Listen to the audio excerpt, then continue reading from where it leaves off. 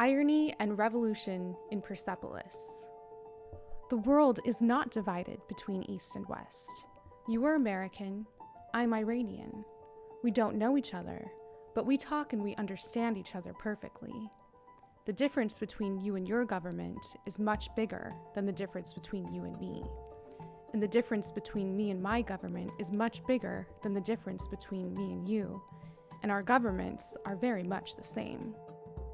Join us today as we break down the motivations for revolution among the Iranian zeitgeist, for better or worse, and the ironies that have perpetuated fear and loathing of the West. I'm your host, Elena. Now please, sit back and enjoy this episode of Lit Tips. Iran is home to one of the world's oldest civilizations, sharing a rich Persian history and culture. It's so vast that we unfortunately can only cover a microscopic glimpse of it here today.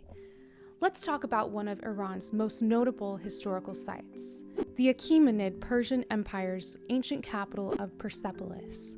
Persepolis, meaning the Persian city, was one of the greatest cities of the ancient world. That is, until it was sacked by Alexander the Great in 330 BC. Now its ruins are a reminder of a kingdom that once dominated the known world. Since Alexander, the country and its people have exchanged many hands and leaders over the centuries, but have impressively maintained a Persian sense of culture and identity.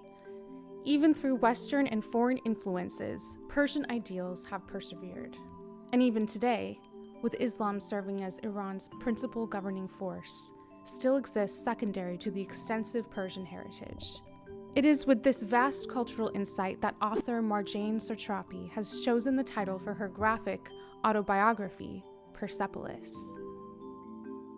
Persepolis is a graphic novel that captures Marjane Satrapi's youth in a corrupt and ailing Iran, led by Mohammad Reza Shah, who was essentially a puppet of the United States government. The Shah's leadership faced further scrutiny as he undertook an alarmingly autocratic and sultanic stance, which subsequently resulted in arbitrary arrests and torture by his secret police, Savak. His rhetoric would eventually lead to revolution, making the Shah the last king of Iran.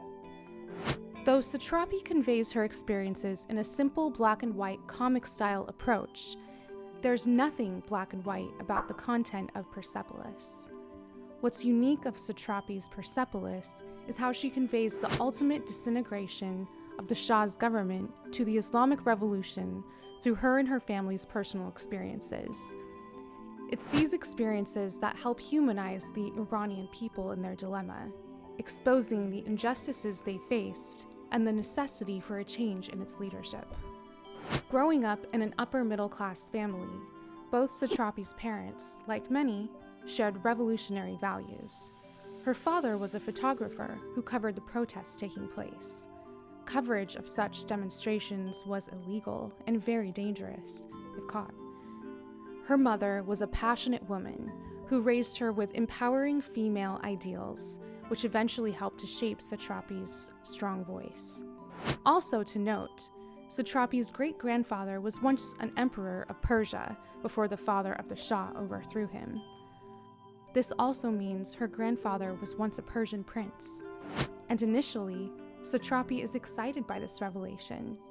However, he was often imprisoned and tortured for his communist beliefs.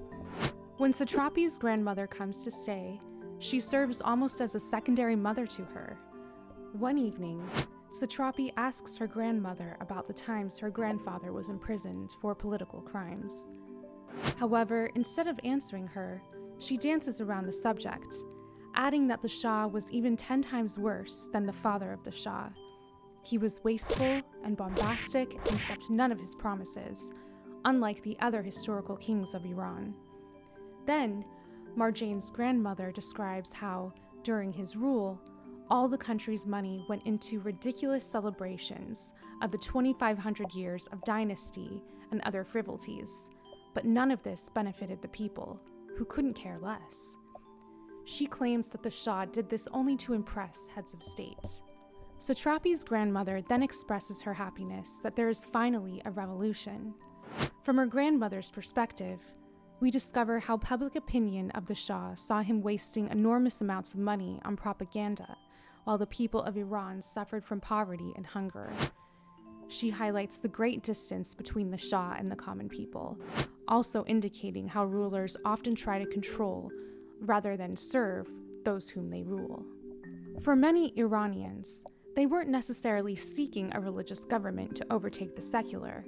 Rather, they sought any change as they regarded it better than their current circumstances under the Shah's regime. To put it simply, any change would mitigate the injustices experienced through the Shah's decadent lifestyle at the expense of his own people. Another significant person in Satrapi's childhood is her uncle Anush. His visit deepens her interest in politics when he tells her stories of being imprisoned as a communist revolutionary under the Shah. His vivid and impassioned stories lead her to valuing ideas of equality and resistance. One day, during the revolution, Satrapi's father is late getting home, and everyone begins to fear the worst. However, when he finally returns, he describes a story that all too well captures the sentiment of the Iranian plight. He tells how he had gone to the hospital, where a group of people were carrying the body of a young man killed by the army. Satrapi's father describes how the people honored the young man like a martyr. But when another dead body, this time of an old man, was carried out of the hospital, the people crowded around and also called the old man a hero, just as they had called the first. Yet when Satrapi's father questions the old man's widow about his death, it turns out he died of cancer. He wasn't a martyr at all.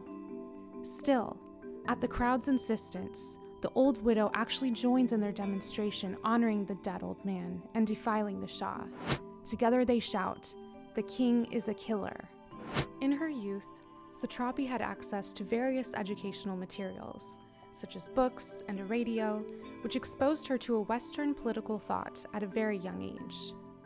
By discovering the ideas of numerous philosophers, Satrapi reflects on her class privilege and is eager to learn about her family's political background. This inquiry inspires her to participate in popular demonstrations against the Shah's regime, in which people are asking for his exile as a way to safeguard their rights. Unfortunately, after the Shah's departure, Satrapi notices the rise of religious extremism in her society. This extremist awakening hits close to home for Satrapi when she learns her uncle Anush is executed by the new Islamic revolutionary authorities under false accusations. Satrapi and her family are faced with an all-new problem: Islamic extremism. Under the newly theocratic state, their freedoms are further dismantled as women are forced to wear the hijab, participate in Islamic customs, and subsequently become second-class citizens. In response to the West and its dealings with the Shah, the new government completely rejects the Western world, including their goods and ideas. And anyone who refuses this new form of government or its ideals are swiftly purged. By standing up to one unjust government, the Iranians and their revolution had paved the way for another. The desire for any form of change had allowed an equal or greater, depending on who you ask, form of oppressive policies and ideals through the use of force and fear-mongering to instill power over the masses. Under the Shah's secular government, Satrapi grew up with Western ideals and interests, but after the Islamic Revolution, she was faced with new challenges. Through revolution, the people fought for a better way of life, for opportunity, and to pull themselves out from under the thumb of the West. But the true irony of the revolution transpired much differently, resulting in the complete authority of an Islamic elite, far removed from the long and vivid history of their Persian culture. However, as we mentioned earlier in this video, the Persian culture has withstood time and conquest. Throughout the centuries, governments and religions had come and gone, and the Persian identity has endured them all. On the subject of religion, Satrapi does not mince words. In an interview with Believer magazine, Satrapi said, "Religion on the rise everywhere really scares me. Are we going to burn old ladies again? 10 or 15 years ago, if you said you didn't believe in God, no one paid any attention. Now it's a political statement somehow to be atheist or agnostic. When people ask me what is my religion, I say I don't have any. And some people are shocked. They don't understand. I say I don't need it. I respect humanity. That's my religion. I can't stand these religions that are really businesses. So much money everywhere that's going to buy a really nice house in heaven or what? I don't get it. Persepolis has made a great impact on the world. Its success has led to a 2007 film adaptation of the same title, as well as a sequel following her time in Austria, return to Iran, 2 failed suicide attempts, and her decision to leave Tehran for Paris. Her work has created a link of empathy, providing her readers with a better understanding of your typical Iranian. It's like she said, we understand each other, and we're more alike than we care to realize. We hope that you enjoyed this edition of Lit Tips. I just want to take a moment to thank you all for your support. We're having so much fun diving into some of these interesting subject matters. Even though we're a small channel, we appreciate the chance to create a little area of the internet where we can bond over the love of storytelling. We'll keep trying to cover a diverse selection of books and stories in future episodes. As always, hit that like button if you like what we're doing. Subscribe for more videos on literature, from your favorites to the plain obscure. Hit that bell if you want to be notified when videos drop, and leave a comment with your thoughts on this video, along with suggestions or any books or authors you would like us to cover in future episodes. Until next time, keep reading.